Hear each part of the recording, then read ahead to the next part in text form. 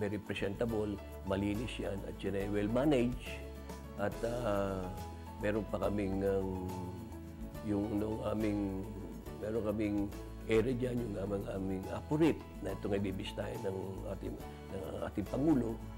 At ito is hindi lamang diving area. Yung alam mo yung mga turista, lalo na mga foreigners, no? They consider it one of the best in the world.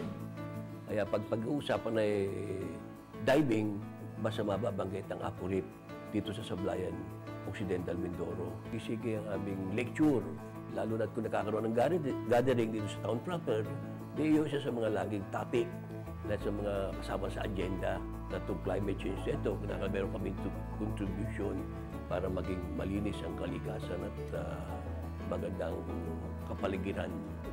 Sa tulong ng pinagsanib na lakas ng lokal na pamahalaan ng lalawigan, nakamit nila ang kanilang layunin na mapangalagaan ang kalikasan. Naging patunay dito ay ang ginagawang report ng DENR kung saan sa lingguhang pagpupulong ng Pangulo sa mga ahensya tungkol sa climate change ay inireport ang magandang performance ng lalawigan. Nilakay namin yung mga waste management, dapat ay lahat ng barangay, lahat ng munisipyo ay magkakaisa upang magkaroon ng malawakang pagbabalangkas ng proyekto at ng programa na magkakaroon ng zero waste na sa aming lalawigan. At tuwang-tuwa nga si Presidente dahil mas mataas ang aming performance average ng buong bansa. Ang bawat proyektong ipinatutupad ng lalawigan ay nakalaan para sa kaginhawaan ng mamamayan.